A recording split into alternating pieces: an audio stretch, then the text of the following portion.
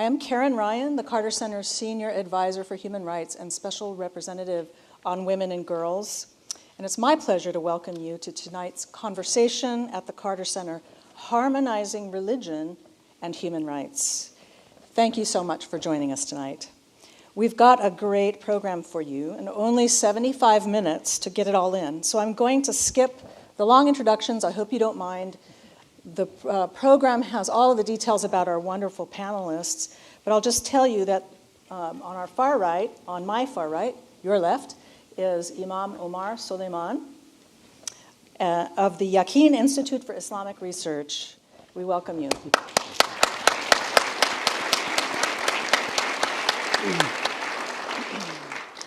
And next to him is the Rabbi Jill Jacobs of Trua, the Rabbinical Call for Human Rights. We welcome you.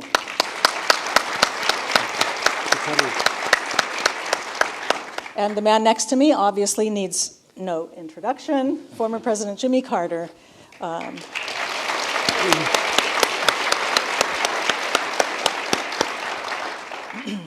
Well, before I delve into the topics, let me remind you to silence your phone. I'm going to do it. I'm going to lead by example. Everything off. You are free to keep your phones out and tweet and share on social media during the conversation. And please use the hashtag Faith and Human Rights. You can also submit your questions for the panel via Twitter. Or if you're here in the audience with us, there will be cards handed out. And as long as you hand them to our staff by 7:40, they'll be collected cards, and we'll try to get in as many questions as we can toward the end of the program. So let's get started. 70 years ago, on December 10th, that's next Monday, the newly formed United Nations adopted the Universal Declaration of Human Rights, inspired by texts of major world religions, recognizing the equal dignity of every human being. Tonight we will explore contemporary challenges for the universal pursuit of human rights through the lens of faith. Religious faith can be a source of solace and joy, motivating us to work for the betterment of ourselves, our families, our communities, and our nations, and the world at large. But religion has also become more polarized over the last 15 years, with extremist groups in many faiths becoming more emboldened. In our secular democracy, we treasure and protect the separation of church and state, but we cannot ignore the influence of religion and religious arguments and movements in our country and in the wider world. We will explore both personal faith as well as public expressions of our faith through commitments to improve our world. So I'm going to start with a question for our panelists on personal faith.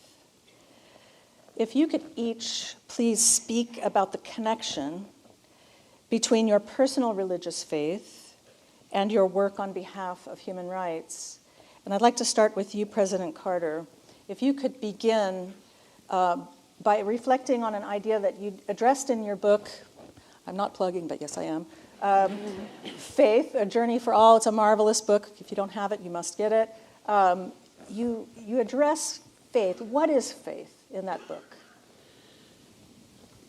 Well, I worship the Prince of Peace, Jesus Christ. I'm a Christian. And I wrote the book about faith because we have so many different kinds of prevailing faiths in our life. We have faith in ourselves, we have faith in each other, we have faith in things like democracy or freedom or human rights. We have faith in equality, we have faith in welcoming immigrants, we have faith in the basic principles of our country. We have faith in the combined teachings of all the major religions, Hebrewism and Christianity and others, Islam. And so I think that only one time in history have we ever gotten together as human beings and said, why don't we try to resolve the world's problems? And that was right after the Second World War, when 60 million people almost were killed. We had the horrible Holocaust that let the Nazis assassinate many Jews. I think about 6 million Jews. So in compensation for that and to prevent that happening again, we organized the United Nations to try to preserve peace, and we organized the Universal Declaration of Human Rights. We wrote that 3 years later in order to make sure that everybody was treated equally. African Americans and white people, Jews and Christians and others. And we also tried to make equal rights between men and women, and equal rights, I would say, in the treatment by government of people who had a disparity in income. The poor protected from the very rich, and the people of color in the imprisonment, things of all kinds. If you read the human rights, the 30 paragraphs in the Human Rights Declaration that was passed on the 10th of December, you'll see that it was basically designed to guarantee equality of treatment by one another and also by governments to compensate for disparities in treatment. So that's the essence of human rights, I think. Thank you. Rabbi Jacobs.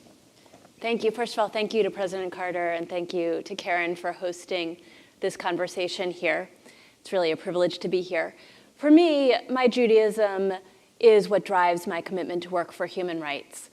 I direct an organization, Truah, that mobilizes more than 2,000 rabbis in the US and Canada to work for human rights, to bring a moral rabbinic voice to human rights, both here at home and also in Israel and the occupied territories. And we do that out of the depth of our Judaism, out of the depth of our Jewish history and text and tradition. The very first thing that the Bible tells us about human beings is we're created in the image of God. That's the very first thing that we learn about ourselves. And that means that any injury to a human being is effectively an injury to God, and any attack on a human being is an assault on God. When the rabbis start talking about what this idea of Tselem Elohim, creation in the divine image, means, they, in the Talmud and other rabbinic literature, they have this idea that actually when you damage a human being, or God forbid, when you kill a human being, you're diminishing God in the world. And that's unfortunately what we're doing all the time in our world, in every place, in every moment. But it's not enough to say that we as human beings, as creations in the image of God, deserve not to be attacked, deserve to be treated the way that we would treat and respect God. We also have obligations, because it's very nice to say nothing bad should happen to me or to any of us, but somebody has to be responsible for making sure that that is true. And so Judaism has the idea of chiyuv, of obligation, which means that we have obligations both toward God and then also toward one another. And the rabbis, again, in later books of law, create whole systems of trying to figure out how to create a just society in which everybody has a decent chance of living a dignified and a successful life. A lot of times when people think about Jewish law, they think about ritual law, what you can eat, what you can't eat, what you do on Shabbat, on the Sabbath, what you don't do. But actually there's whole areas of Jewish law that deal with every single aspect of what we would now call human rights, whether it's the relationship between workers and employers, whether it's questions of criminal justice. All of these very live issues of human rights are debated and discussed, and there are many, many attempts to figure out how we can ensure that everybody lives in a just society. So that's the first piece for me. And then second, I want to say a word about history. Judaism has a very long, several thousands of years of history, which for us, we're always living in the present moment. History is not something that happened in the past. It's very much alive in my community. And in our history, of course, the core narrative of the Torah is a story of the oppression in Egypt, slavery in Egypt, and the liberation from slavery. What's interesting about what happens after the Jewish people experience liberation is that God gives a series of laws, many of which have to do with interpersonal behavior, and some of which have to do with the responsibility toward the ger, toward the stranger, the sojourner, somebody who is not from our community but is living among us. It would be very easy to imagine a situation in which the people said, okay, we just got out of a situation of being oppressed by another people. We were strangers in this land, and so forget everybody else. We're just going to protect ourselves. But actually, that's the very moment that God says, no, now that you have experienced oppression, you have to be hyper aware of those who are vulnerable in your own community. And then finally, the Universal Declaration of Human Rights, as President Carter said, was one of the world's responses to the Holocaust and to World War II. And it was the world's attempt at saying that what happened to my community, what happened to others, shouldn't happen again. This is aspirational. We have not yet fulfilled the hopes of that declaration. But it really is a sacred document. It's the world coming together and saying, this is what we aspire to. This is what we hope that every nation will live up to. And for my organization in particular, we look to that declaration as a core Jewish document of our time, a modern Jewish text, because it was in large part a response to our own tragic experience, and because the experience of our history tells us that that history now imposes obligations that we have to take that document forward. Thank you, Rabbi. Imam Omar. So, I mean, with the personal story in particular, a lot of my work reflects in my own personal journey and trying to struggle not just with faith, but with overall identity. The institute, Yaqeen Institute for Islamic Research, focuses on inspiring contribution through conviction. It sort of pushes back on this idea that the more devout you are as a Muslim, the more dangerous you are to your society. But more in the Quranic conception, which is that the more devout you are as a Muslim, the more beneficial you are to humanity. And that a conflicted American Muslim identity isn't good for anybody. And a lot of times as we struggle, and I think we'll get to our political polarization, there's this idea that we have to accept either a certain definition of American to be American Muslims, a very narrow definition which sets a different threshold for patriotism for us as American Muslims, or that M on Muslim has to be lowercase. So you got to relinquish a part of your identity because society has derived certain conclusions about Islam on the basis of hate mongering and on the basis of a very targeted campaign that's been particularly vicious after 9/11. So you have to accept those conclusions and relinquish those elements of your faith rather than stick to them. Growing up, it was conflict our entire lives. My parents were both, uprooted. They were from Palestine. My mother and father actually met at U of H at the University of Houston, so they both had their journeys to Texas, where I live right now, but I'm not a Texan. I'll get to that in a moment. Just as a qualification there. My parents met at U of H. They both had very unique journeys, but they both really had to fight and to struggle to exist because they had no homeland, or their homeland was taken from them. They had no family to connect to. They had no one to support them in their education. My dad literally had the story of showing up on a bus in Houston and getting a graveyard shift at 7-Eleven, not speaking a word of English. And now he's a distinguished professor in chemistry at a HBCU. And they embodied struggle and being able to overcome any obstacle. And then my mother, may God have mercy on her soul, struggled with a lot of personal issues in terms of health, cancer and the likes. And I saw faith power them through that. And not only did it power them through their unique struggles, it made them more loving to each other, it made them more loving to us, and it made them better people to humanity.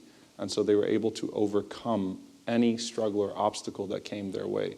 So the personal side of this, growing up, we had a story of struggle. We had a story of witnessing, my dad threw David Duke out of a mosque way back then. It's nice to see him resurface to relevance, but that's another story maybe we get to later on. We had a story of our parents giving away our car to Somali refugees, coming home and finding refugees from Bosnia, wielding a hammer for Habitats for Humanity. That was our story growing up. And what that speaks to in the faith, in particular in Islam, which sort of ties my work in conviction and contribution, is that God describes faith as a tree in the Quran. And he says that its roots are firm and its branches are high in the sky, and it's in constant production of fruit. What that means is that if faith is rooted deeply in the heart, the greater awareness you have of God, the greater awareness you have of the humanity that's around you.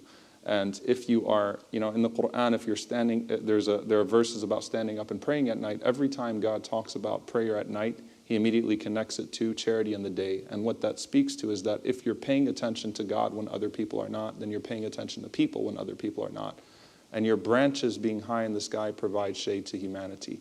What drew me to that was that constant connection, the coherence of understanding the oneness of God and the oneness of humanity, the fullness of the Abrahamic tradition in that sense. God describes the prophet Abraham, peace be upon him, in the Quran as a nation of good, that it was as if he was a nation because of the good that came out of that one man. God describes Jesus Christ, peace be upon him, in the Quran, or quotes him rather, وَجَعَلَنِي مُبَارَكًا أَيْنَمَا كُنْتَ, that he made me blessed wherever I may be, and that he carried with him goodness wherever he was. He changed and transformed wherever he was. And finally, the description of the Prophet Muhammad, peace be upon him, as rahmatan lil alameen, as a mercy to all of the worlds. And so what drew me to that was that constant connection being made, and Islam having a very explicit anti-racism tradition that drew in the Malcolm X's of the world. I did a class on the 40 hadiths, 40 sayings of the Prophet Muhammad, peace be upon him, on social justice. And when I covered things like environmental justice or animal rights or human rights or whatever it may be, I never had to struggle to find an explicit text. If anything, I had to narrow it down because it was so explicit, it is so explicit in the divine revelation that everything around you is assigned a God-given presence. And it's not even spoken about in terms of rights, but a God-given sanctity. And you have to honor that which God honored. Thank you so much. Those were beautiful reflections. Wow. Yeah, beautiful from both of you, from all three of you. And now I would really like to take the personal and bring it into our public expressions of our commitments to human rights. Really, our country is deeply polarized at this time, in politics, but as well as religion. And the question really is, how can we stand firmly for human rights at this time, relying on our faith as a source of authority and moral courage, but also to bring others with us in community? Because do any of us doubt that if the armies of believers were to decide that we would have just immigration reform, a just peace in Israel-Palestine, an end to the war in Yemen, universal health care for all, that we would have it? If the armies of believers would reach deep in all of our faith traditions, something tells me we could mobilize for those things. So that's my question. How do we, with our faith and bringing others of our faith into this campaign for human rights, how do we do that? How can we do that? Well, we have, certain principles that guide us that never change. My high school principal used to say, we must accommodate changing times, but cling to principles that never change. So I think every individual in here and in our country and in the world has certain principles that we cling to, that we choose ourselves. Some of us emphasize truth. Some of us emphasize benevolence. Some of us emphasize equality. Some of us emphasize democracy and freedom. Some of us emphasize religious faith as such and a belief in God. But we all choose a certain number of those things, and that's what we believe in. I would say that our country, which is supposed to be a nation under God, indivisible, with liberty and justice for all, has quite often fallen down on that premise. We have, in recent times, at least I'd say in the last 15 years or more, departed from some of those principles that used to guide us, along with other countries, that were basic principles on which the Universal Declaration was founded of human rights. We adopted a policy of being okay to torture people, and we disavowed the Geneva Conventions. We began to spy on Americans and do away with some of their privacy. I won't go into detail about that, but we also have seen a tremendous increase. Well, since I left public office, we've had a 7.5 times increase in the number of people in prison. We have more people in prison now than any other country on earth. And a lot of that is because the poor people that are in prison are either that is poor, or they're African American, or they're Hispanic, or they are mentally retarded, or mentally have some mental affliction. These kind of things are very troublesome. We've also determined lately that the truth is no longer a measuring of a human being, and it's no longer to be prided. We've turned against treating immigrants as welcome guests in our country if they come in legally and things of that kind. So we've gone a long way toward violating some of our basic principles, and those principles I think are based on both democracy and freedom, and the principles of the United States of America, and on any particular religion that we have. I would be bold enough to say that all of us here on the stage are children of Abraham. When I was at Camp David with Begin and Sadat, all of us were deeply religious. Begin was probably the first prime minister in Israel that was deeply religious. And Sadat had a brown spot on his forehead where he had spent his entire life bowing down in prayer with his forehead on the ground. And I think that one reason we were able to reach an agreement there was because all of us had the same basic faith as children of Abraham. So we have so much in common, and I think that what the Universal Declaration of Human Rights has done is kind of encapsulate those in some very simple paragraphs. They're very quick. You could read the whole 30 paragraphs in 5 minutes, but they show us that the basic principle is to treat each other as equals and not as superior people. So I think that's the basic thing is our two. One is religious faith, the other one is based in certain secular principles like democracy and freedom. Thank you, sir. It's certainly true that our country is more polarized, certainly, than I've seen in my lifetime. And when we think about politics, people usually immediately think about everything that they don't like about politics, whether it's the nasty campaigning or whether it's the kind of politics where you're really just screaming slogans at each other. And the thing about human rights is it should be apolitical, it should be nonpartisan, and it should be based on values and morality. And that should be able to cut through particular political positions. We should be able to agree, for example, that everybody should have health care, that everybody should be able to make a basic living. Then we can argue about what the details are, but the goal is for us to agree on those basic principles and then figure it out from there. We're not there yet, but that is the goal. And in our conversations, I think that it's important to speak from a values perspective, and religion certainly can help with that when we speak from religious texts, from our religious traditions, in my experience, certainly people listen and are able to have conversations that they can't have when the conversation or so-called conversation is just about screaming political slogans. And as we all know, the power of personal experience and encounters with other people, there's no parallel to that. That right now much of our politics is driven by so much fear and by a sense of scarcity, that if somebody else succeeds, then that must mean that I'm failing, that as opposed to thinking about all of us moving forward together. And we know, of course, that when people in our communities have experiences with others who don't look like them, who don't pray like them, who maybe don't have the same first language, that suddenly they're talking to a human being. And we've seen this particularly in the last few years around the issue of immigration. Now, of course, there's still many people in this country who want to seal the borders and not let anybody in.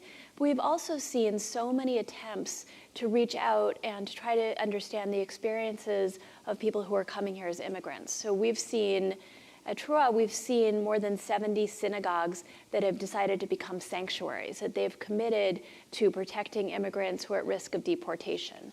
And that's brand new. We've seen the responses to the horrible images of children and families being tear-gassed at the border, that suddenly people who look at those pictures, it's not just the theory of immigration or big questions about what comprehensive immigration reform looks like, it's a mother with a baby in her arms, and it's hard to look away from that. And I think that some of those images and even better conversations and relationships that are developing within communities, particularly within faith communities, because so many faith communities have stepped up either as sanctuaries, as taking in refugees, working with immigrants and refugees in their own communities, that those relationships can break through much of the rhetoric. So you mentioned authority, and I think that the separation of church and state as a discussion requires a discussion in and of itself. But there's a saying from Dr. Martin Luther King Jr. that the church is not meant to be the master nor the servant of the state, but its conscience. It's meant to be its guide and its critic, not its tool. And so the church, obviously, by extension, religion, what role does religion play in regards to authority? And I think by authority, we can also extend that also with political candidates, not just people that are already in office, not to become tools of politicians, whether they are in office or whether they are in candidates, but rather the integrity of religion. Well, when you talk about authority and you talk about morality and you talk about where society stands, morality requires a strong definition, and it requires a place in society, and religion plays a role in defining what's moral in society. But religion has to maintain credibility by not being so blatantly hypocritical. So there is a role. Power. If power does not have the check of morality, then it becomes tyranny. If freedom does not have the check of morality, it risks becoming depravity. So it has a role to play. I think that when you talk about the role of religion and power and that independence, and religion with political candidates, and defining a more comprehensive morality, if we are to say that we have timeless principles that can resist temporary shifts of power, principles that can resist temporary shifts in societal trends, truly timeless principles, what does that look like in resisting becoming as polarized as our politics has become? Now, there has been an erosion of the religious middle. It's not just the political middle. There has been an erosion of the religious middle because religion has become so politicized, you have to make a choice. If you want to stay in your church, stay in your synagogue, stay in your mosque, you have to make a choice, and that choice is usually going to be highly partisan. So how do we push back on some of those things? Well, for one, where there is universal good, I think that religion can help us set ourselves apart in terms of the zeal that we bring to working for that universal good. So people that rely on faith, that draw from a reservoir of deep faith, work in accordance with that faith in ways that are in ways that are unique, in ways that are particularly energetic. So I don't think that Dr. Martin Luther King Jr. would have achieved what he achieved had he not been a person of deep faith. I don't think that Malcolm X would have achieved what he achieved had he not been a person of deep faith. I think that Mother Teresa set herself apart because of her faith, or she drew from a place of faith. I think a person who's not as well known, but Abdul Sattar Idhi in Pakistan set himself apart, drawing from a place of faith in his humanitarian work. So where there is good, universal good, you set yourself apart by drawing from that reservoir. Where there is evil, you set yourself apart where it's a clear evil and fighting that evil. I don't think Muhammad Ali would have stood up the way that he stood up had he not had a place of faith that he could draw from. And then where there is ambiguity. Where there is ambiguity, we have to maintain consistency. If we resist the temptation to become drawn into a particular political platform and be values-based, then when we talk about morality, we can bring a moral perspective to both how the child in the womb is treated as well as the child in the cage at the border. We can bring a moral perspective to both pornography and poverty. We can talk about these things that are so divisive, and we can bring that consistency and not shy away from offering a comprehensive and consistent answer. If we are consistent on where we stand on something like torture or war or militarism, we're not simply going to speak out on those issues when the particular president that's in power is someone we don't like. Immigration has been a broken system for a long time. We've had a militarism issue for a long time. So we've had a torture issue for a long time. We still have not resolved Guantanamo Bay. The images of Abu Ghraib in Iraq still never had a true form of reparation. So where's the morality on that? And how do we actually maintain a consistency across administrations and across issues and say we're drawing from timeless principles no matter what issue we are discussing, and they all fall in accordance with the dignity of a human being and how a human being should be honored? Well, that's a perfect segue to what I'd like to bring this back to the Universal Declaration of Human Rights and the idea that this set of principles was, as President Carter said, is one of these moments in human history that we can be so proud of, where we said, these the state will do and not do. The state will not torture. It will respect freedom of expression. These are commitments. They're very specific. It also includes a right to an adequate standard of living, clean water, housing, etc. So these are very specific commitments that were made in the Universal Declaration of Human Rights, and then again in 1993 at the Vienna World Conference on Human Rights by many more governments than were there in 1948 with the Declaration. So this is a consensus among governments, yet we are so far away. So here on the 70th anniversary of the Universal Declaration of Human Rights, since World War II, we have to ask, we're here in America, this is our country, we're all here, we're in this struggle together, and the U.S. in the past has influenced the establishment and the enhancement of global norms. It was Eleanor Roosevelt who represented the United States in the negotiation of the UDHR. We have a strong tradition here. In fact, the UDHR was, a lot of it was based on the American Bill of Rights, so we should have great pride in that document. Now with this erosion of human rights both at home and abroad, what do we really need to do to get ourselves and our country back on track? When I say back on track, it's not like human rights was great before 9/11, but after 9/11, it was like we were really trying very hard. There were improvements that were coming about. We were committing to end torture. We were committing to bring about equality of women and men. And the end of indefinite detention and all of these terrible abuses. And then after 9/11, it was like a graph was going up, and then 9/11 happened, and respect for human rights went precipitously down. And now governments around the world have followed the American lead. Torture is back. We even had a journalist brutally murdered inside a consulate in the Saudi consulate in Istanbul. Almost just unimaginable a few years ago that this could be countenanced. So how do we get back, let me say, not to where it was perfect before, but back to an upward trajectory where we're increasingly seeing progress on human rights? President Carter, do you have any ideas? What can we do? How can we get back on this track?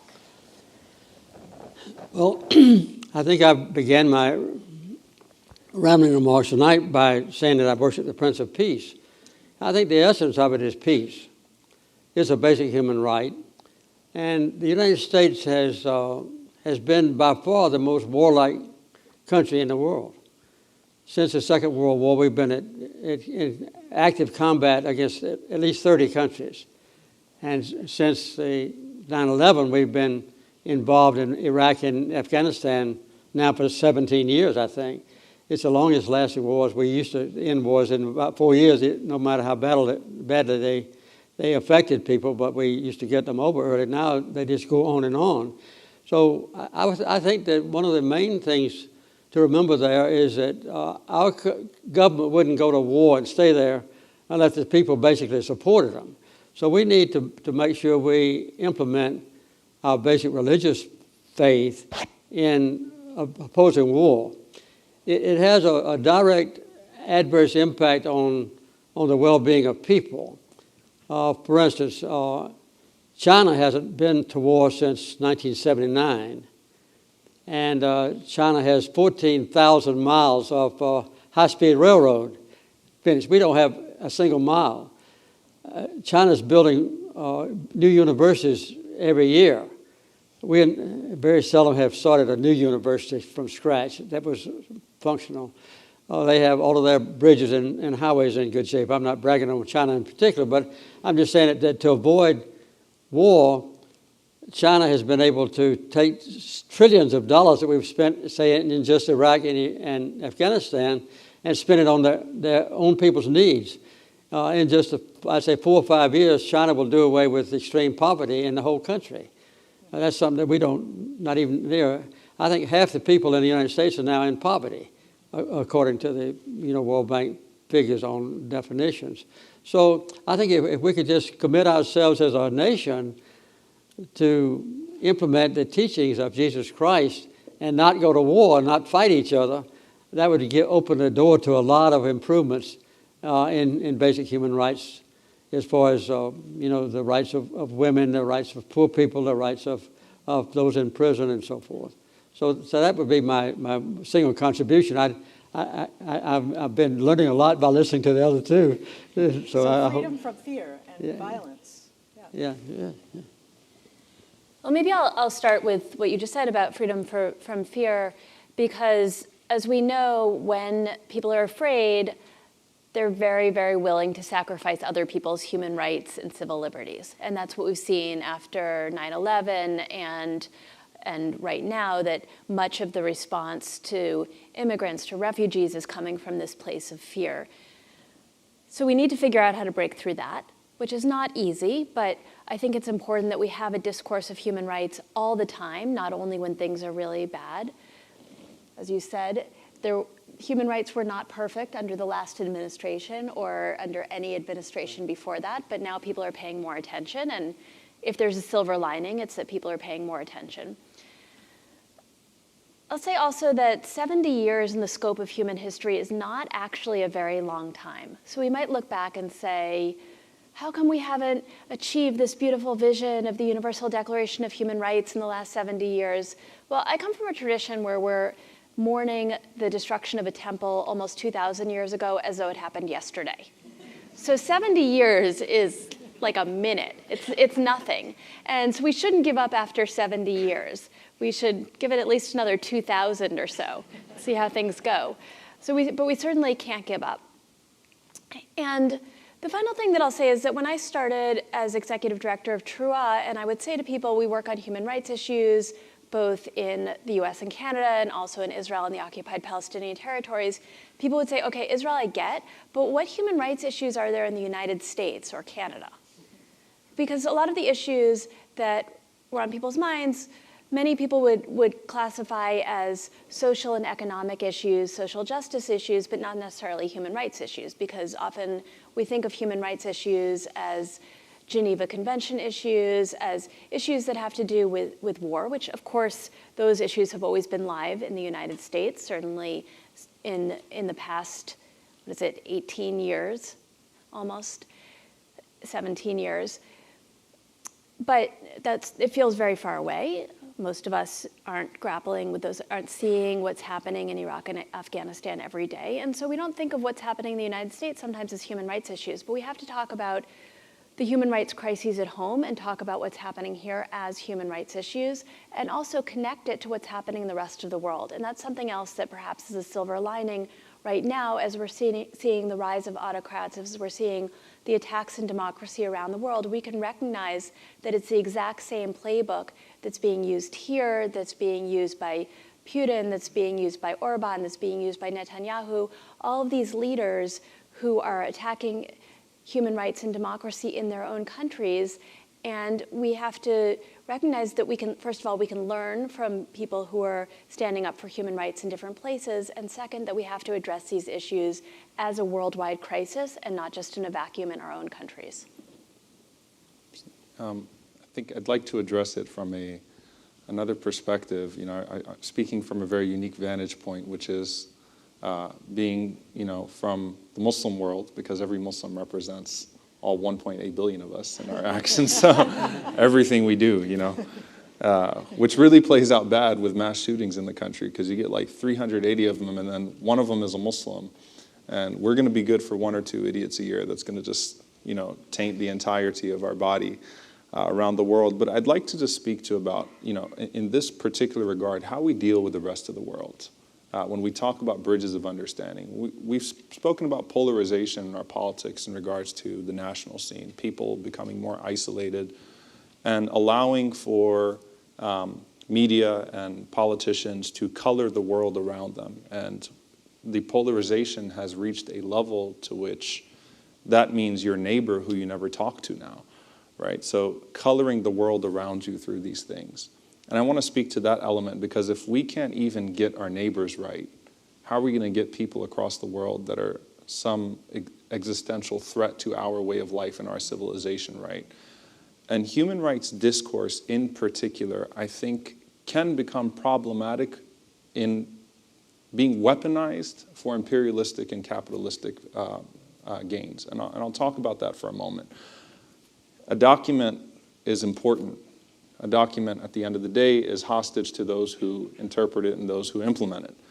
And so if the United Nations is hostage to those who fund it, or hostage to a veto, to an American veto, then it becomes only a branch of American internationalism, and that's deeply problematic because selectively applying human rights discourse is very unfair, and it leads to the constant polarization, not just of Democrat from Republican, we're talking about from West from the East, right?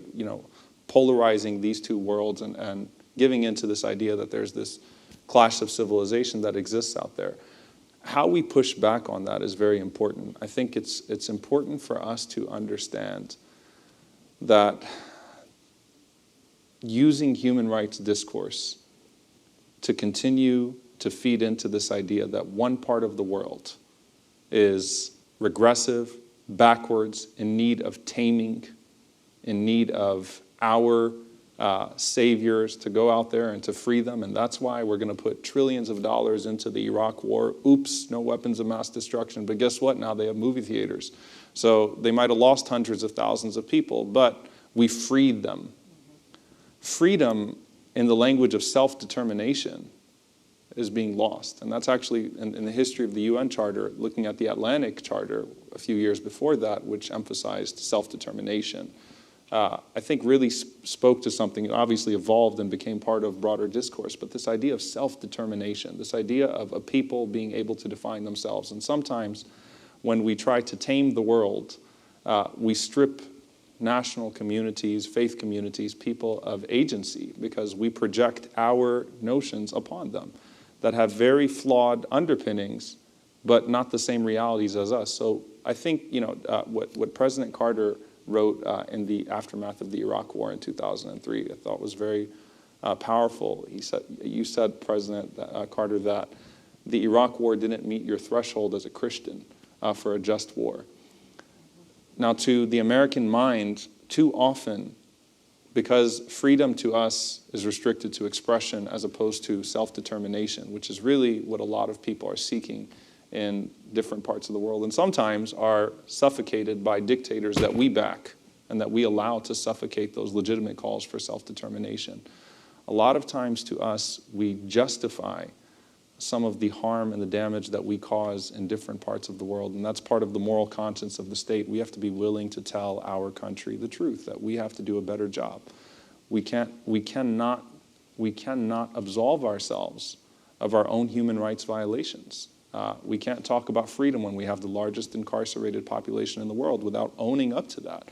We cannot talk about self-determination or freedom in the language of self-determination when we back dictators and shut down people's legitimate aspirations and then use expression and this idea that, well, we have to save them as a justification for war.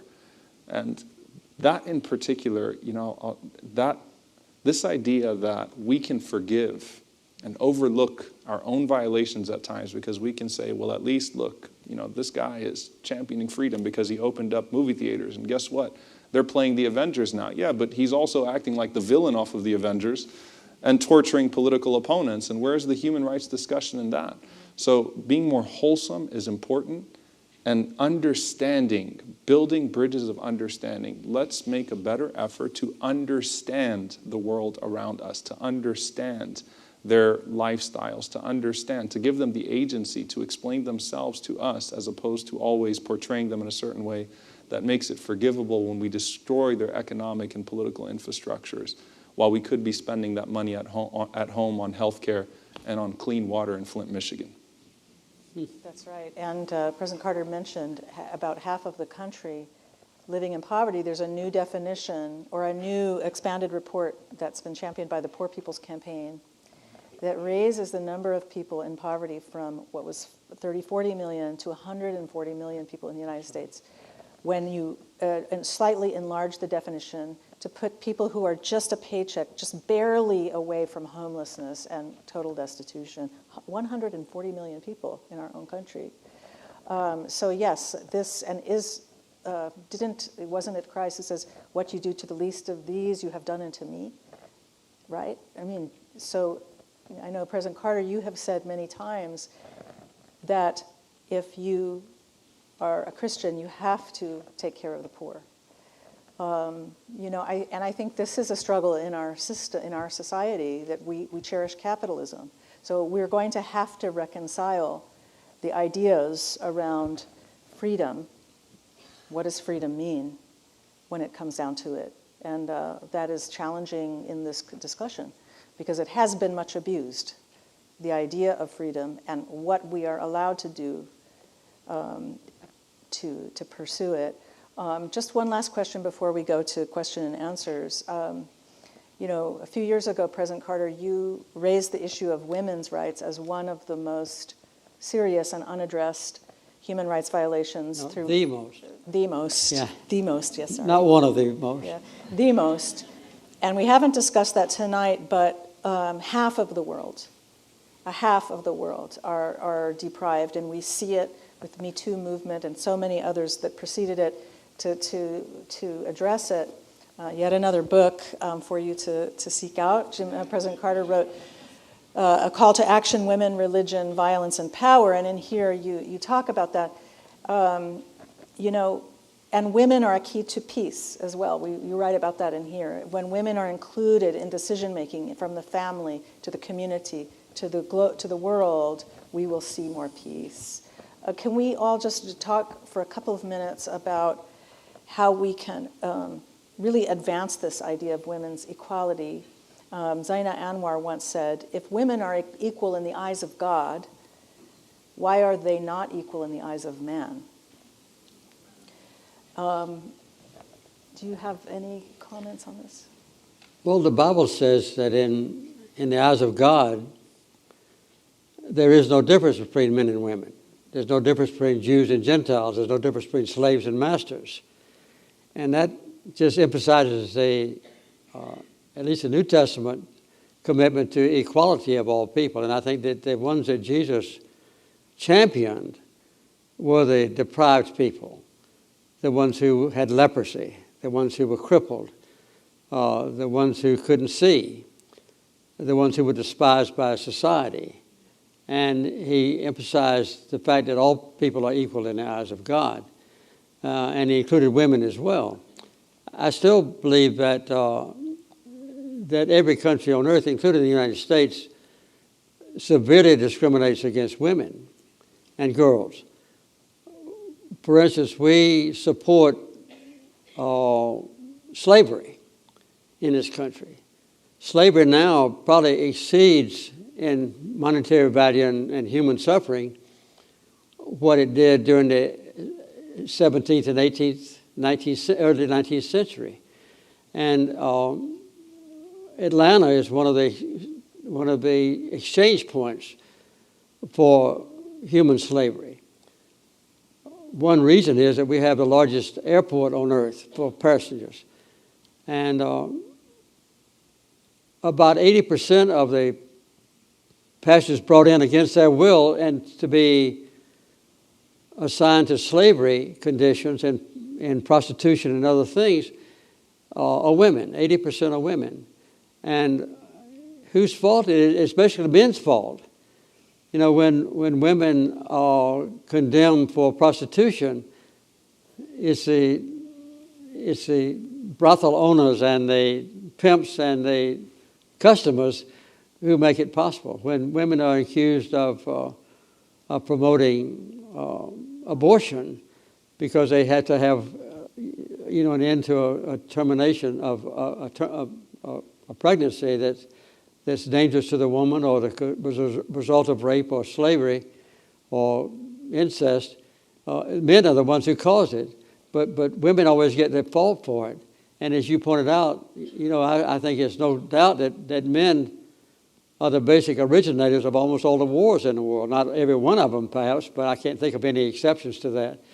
So here we blame women for their problem. And one of the basic problems that we've discussed before is the fact that it's men who interpret the meaning of the Holy Scriptures in the Old Testament and the New Testament, in the Hebrew Bible and also in the Christian Bible.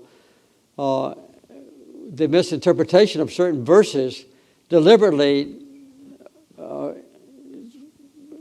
introduced to accommodate men's beliefs of what caused women to be deprived of basic principles, because people can say, well, if the Bible says so and so, it's okay to make a wife subservient to a husband, or it's okay to exclude women from the priesthood, and things of this kind. So I think that's some of the things that we need to be worrying about is we could do away with the discrimination against women and the fact that about a third of the women in America are subject to sexual abuse of some kind. And about a fourth or fifth of the women who enter college are sexually abused before they graduate. And this is a blight on our country, and women don't have as much pay or anything. And I think 5% or something of the largest corporations in America have women as CEOs, where they're just as intelligent, just as competent as men. So it's a burning issue, and it should be in the forefront of people's minds, including everybody here, by the way. Yes, I think I heard a headline in there that women's rights is a man's issue. It's a man's issue, right? Would you agree with that? Of course, women are now speaking aloud a little bit more than they used to before. I've heard others say that, and I think it's so well said, because there would be no unwanted pregnancy if there wasn't, right? If there weren't a man involved. If there weren't a man involved. So, but yet the woman is there holding the burden. That's right. Maybe we could solve the abortion issue if we asked our fellow men to take responsibility for unwanted pregnancy. There's an action item. Okay, Rabbi Jacobs. Thank you. President Carter, I so appreciate your phrasing and your insistence that women's issues are the human rights issue of our time, and I couldn't agree more. And first of all, when we talk about women's issues, sometimes people think about issues that are put in that category of women's issues, whether it's reproductive health, abortion, violence against women, which are clearly crucial issues, but actually there's a gender lens on every human rights issue. So in my organization's work, we work, for example, on incarceration, and women who are experiencing incarceration have a different set of issues in addition to the issues that men are experiencing. And slavery and trafficking, of course, there are men and women who experience slavery and trafficking in our country and beyond, but their particular experiences, especially around sexual violence, are different. And we could go on and on. For every issue, there's a particular gender lens that we need to put on it. The second piece is that, yes, of course, women's rights are men's issue also for many reasons, but also because if we lose 50% of the voices in the world, then that's 50% of the wisdom, that's 50% of the teaching that we could be learning from. So that's a loss for all of us. And certainly when we think about the sphere of religion, that for so many years we had men, as you said, interpreting religious texts in one particular way, and now thankfully we have women who are also religious leaders and teachers and academics. I, for one, am very grateful that that door was opened. I think about it, there's a very famous story in the Talmud in which a particular head of the Beit Midrash, of the study hall, had certain requirements for who was allowed to enter and not enter, pretty strict requirements. And then a new head came along and opened it up so anybody could come in. Now, by anybody, it was still men, but still in context. But so it said that they had to put out hundreds and hundreds of extra benches that day because the place was full. And it said on that day, some of the hardest questions were answered that couldn't have been answered before. So just imagine now that you brought in hundreds more benches for the other half of the people who were previously excluded, and now perhaps we can solve everything that we've been struggling with. So that's still something that we have to keep working on, bringing in all of those voices. So the attitude towards people, I think first and foremost, many of these things are regional, not religious. You don't really find a great variation between the way that a woman is treated in a neighboring country in a particular region that has similar political and economic conditions. But I think reshaping the attitude towards people. There's a very, I had the blessing of co-authoring a paper with a few of my colleagues called Gender Equity and the Advent of Islam. And the title was actually, that was a subtitle, Gender Equity and the Advent of Islam. And the title was, We Used to Have No Regard for Women Whatsoever. And it was actually a saying of Omar, the guy I'm named after, who's the second caliph of Islam. He said that we used to have no regard for women whatsoever until God said about them what he said about them and decreed for them what he decreed for them. And what he meant by that is our entire attitude towards how we viewed women, how we viewed our mothers, our spouses, our daughters. Of course, in that time, in 7th century Arabia, people used to bury their daughters alive. And that was one of the first things that the Quran spoke out against, because a girl was deemed as being inherently of less value to her family and to her society. So uplifting and elevating the human spirit and the sanctity of the human. There's a verse in the Quran which I think could be a nice note for us to kind of end off with on these things. But it says, Ya ayyuhan nas inna khalaqnakum min dhakarin wa untha, O people, we have created you male and female, nations and tribes, lita'arafu, so that you may get to know one another.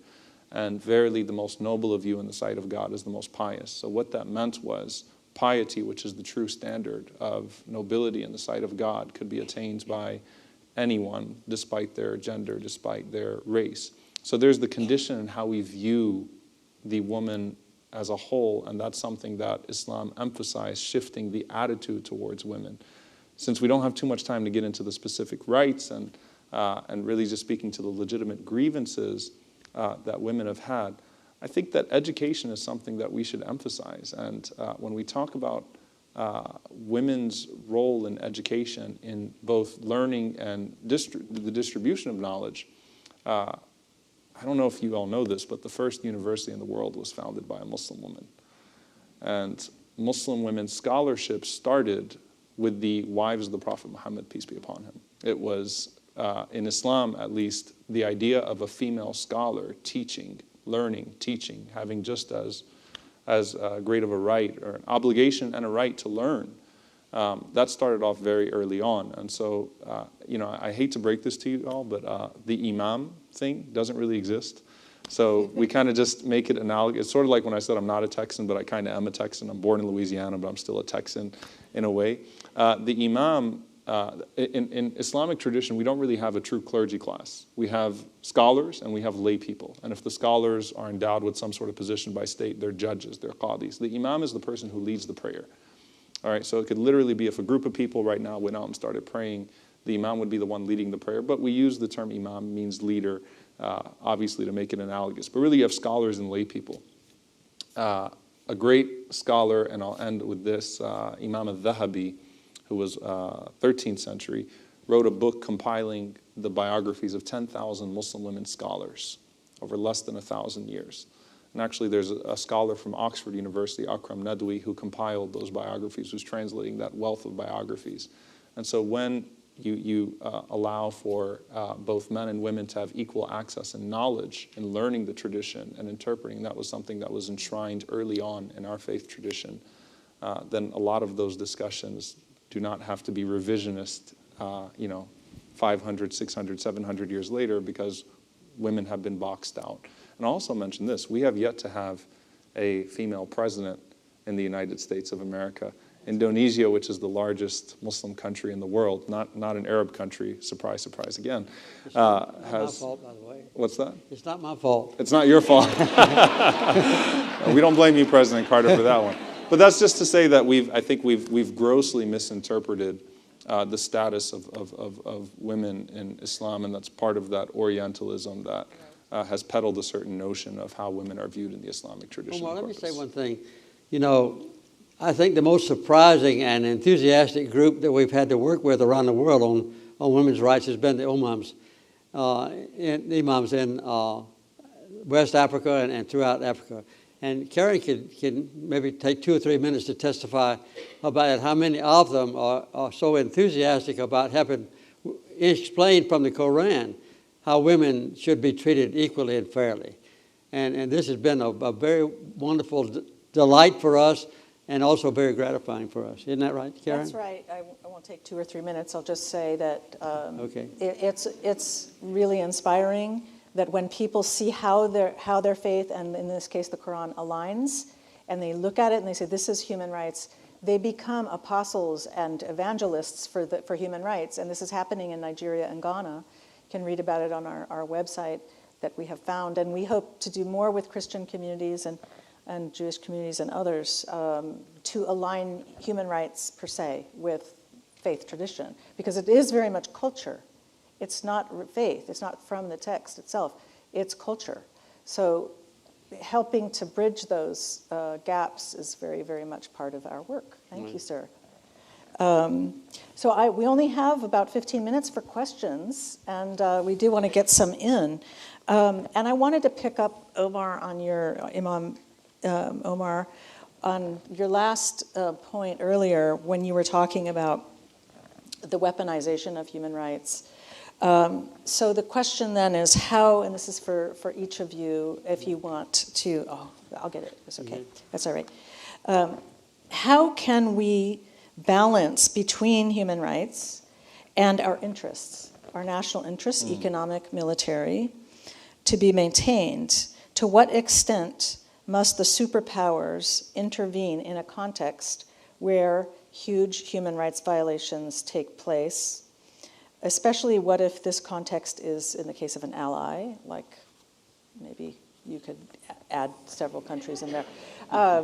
So Imam Omar, but also President Carter, I'd like to know, how do you balance? This is sometimes tricky.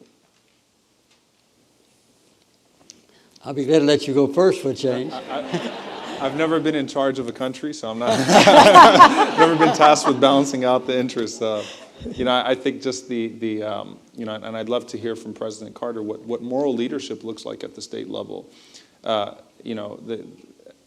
a person that's on the outside of government, it's very easy for me to point to double standards and to speak to the need for moral consistency, whether we're talking about torture, immigration, or mass incarceration, or whatever, or poverty, or whatever that may be.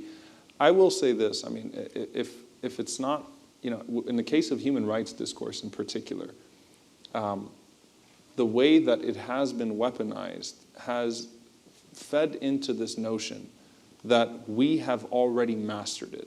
And so, that's what I'm saying. Well, we've got to be honest with our own issues, and we have to be willing to look in the mirror and take ourselves to task and say, well, what makes us great as a nation? What can we, I found it very ironic, that the Iraq War was called freedom. How do you free a nation when you destroy everything about its infrastructure? When we say they hate us for our freedom, really? What freedom? Are we hated for our freedom, or are we hated because we impede on the freedom of others in the true meaning of self-determination and the right to come into the fullness of themselves? So when we say mutual interests, mutual respect, mutual interest, does that mean as long as your interest aligns with or doesn't undermine our projects, international projects, then we'll let you have your aspirations. Otherwise, we're just going to let you win these few battles, and we're going to continue to say we are the moral police of the world. I think that it's important for us as Americans to say that we love our country, and that's not to the exclusion of the world. So my being an American does not exclude me from being a global citizen, just as my being a Muslim or a Christian or a Jew does not exclude me from being an American. I will love my country and try to advance my country in regards, in ways that will truly make it better, but not conflate patriotism with nationalism and not do so to the utter neglect of the world and say that, well, we have to protect our borders, and that's why we can morally reason with this idea of dehumanizing a people, to where we can either bomb them, fund the bombings of innocent children in weddings or in school buses, or even worse, cage them at our border. So I think that's how we have to reckon with our own cognitive dissonance, and do so very publicly as American citizens and say, we reject this idea of American exceptionalism. We believe that the entire world needs to do better, and here's how we're going to try to make our country better, and by extension, our world better. Okay. Sir? I don't think I can improve on that. Well, almost all the wars we've been in for a long time have been unnecessary, including, I think, Iraq and Afghanistan and Yemen, and maybe even Vietnam and Korea. I was in the Navy in a submarine during the Korean War, and I tried very desperately after that to bring a healing process to Korea. I've been there a number of times, and when I made my inaugural speech, I promised to preserve the peace and to promote human rights, and I tried to, and I was successful in doing that. But I had a lot of chances as president to begin a war, and I would say in retrospect that had I begun a major war, I would likely have been reelected, because there's a lot of difference between an embattled civilian president and the commander-in-chief in charge of our troops overseas who are dying every day because you caused it and so forth. We don't admit that, but anyway, it's a very difficult choice to make. But I think that the American people have got to be committed to the principles of peace and human rights. And because when we give tacit approval to a leader who goes to war unnecessarily, like we've done so many times, I just mentioned a few of them, I think that's wrong. And we need to correct that problem, but it has to come from within our country itself. I think if you'll let me have one more minute, I think our country has within our genes, I'll say, and including all three of us, a kind of a self-correcting capability, because our ancestors all came here at different times. Mine came early and maybe yours later, but and we came with a spirit of adventurism and entrepreneurship. We were able to try new things in a courageous way, to come to a different country and start a new life, and we were successful when we got here by using our own initiative. And over a long period of time, going back to what the Rabbi has said, we try to look at things in 70 years instead of 2,070 years. Well, we always finally have corrected our major mistakes in America. It took us a long time to do away with slavery. It took a long time to get women's rights to vote, and it's taken us a long time to do other things. But we've always been successful eventually, and maybe that's because we have kind of an urgent within our genes to correct our mistakes. Sometimes it takes too long, I have to admit that, but that's one of the saving things about America, is that we eventually come out right. And we with our Constitution originally, that we said all people are equal, created equal, and we have the rights that we've prescribed in our Bill of Rights and so forth. That was a wonderful signal to the rest of the world. That's ancient times, but I think we still have that ingrained in us. And so maybe over a long period of time we'll be correcting it. My Sunday school lessons this month are about Isaiah and Jeremiah, when the Israelites were in captivity in Babylon, and they were finally saved by an Iranian, as a matter of fact, in the end of 60 years, or two generations. But I think that what I try to say to my Sunday school class is, we have problems now in the world, a lot of them caused by the United States, but if you wait long enough, we're going to correct them. And I have faith in the future and hope. Well, that's a very optimistic. I think we should end with that. But before we do, because we wanted some optimism, right? But before I do, I wanted to draw all of your attention to a new publication by the Human Rights Program today on the anniversary of the 70th anniversary of the Declaration. We've published this scripturally annotated Universal Declaration of Human Rights. Each article is accompanied by biblical text and commentary. It does not provide any definitive analysis, but it hopes to encourage people of faith, Christians mainly, but it's both the Old Testament and the New Testament, to explore conversations and to initiate discussions. And we have gifts for each of you of this new publication, but we hope you in the audience here and online will look for it on the Carter Center's website. And the final, there's a question, but it's really just a request. Is there a common prayer of unity that we can use for attaining the peace in our daily work, for human understanding and compassion? So I'd ask each of you to think of a prayer of unity, and I guess I'll start with the Baha'i prayer, very brief, for America, that was revealed in 1912 by Abdu'l-Baha, a central figure of our faith who was a lifetime prisoner of the Ottoman Empire but came here in 1912. He said, "O God, let this American democracy become glorious in spiritual degrees, even as it has aspired to material degrees. Confirm this revered nation to upraise the standard of the oneness of humanity, to promulgate the most great peace, to become thereby most glorious and praiseworthy among all the nations of the world."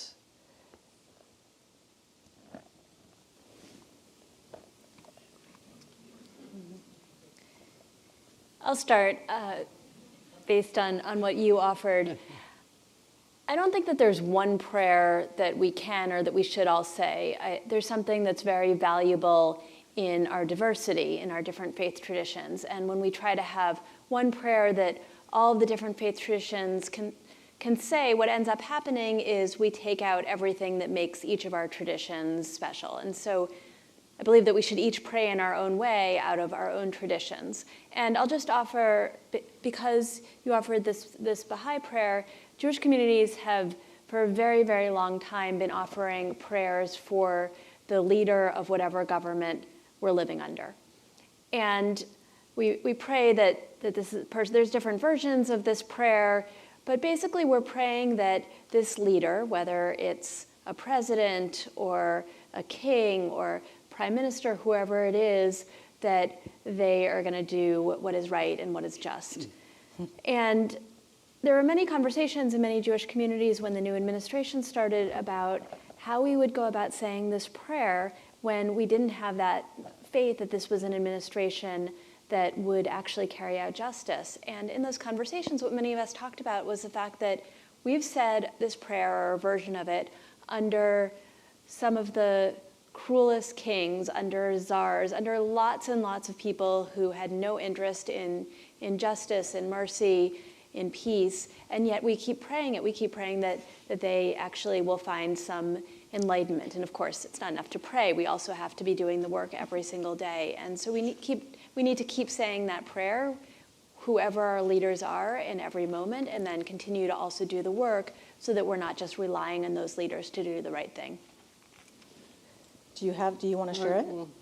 I'll there's try. long text, so yeah, go ahead. I think one of the things that we might pray for is the United States to be a true superpower, not based on our military power and not based on our economic influence or even our political influence, but based on the fact that we are champions of human rights and champions of peace and champion of the environment and champion of equality among people and champion of welcoming foreigners to our shores.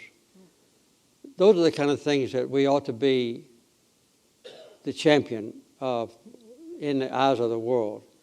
And I would like for everybody on earth to say when they have a conflict in that country, why don't we go to Washington and see how they preserve the peace? Or if we have a problem with human rights and they have an abuse in their country, why don't we have them say, why don't we go to Washington and see how they deal with human rights? We'd like to do the same thing. Why don't we protect the environment the way Washington does? That's what I'd like to see our country be, a champion of human rights. And I think that's a good prayer, at least for me.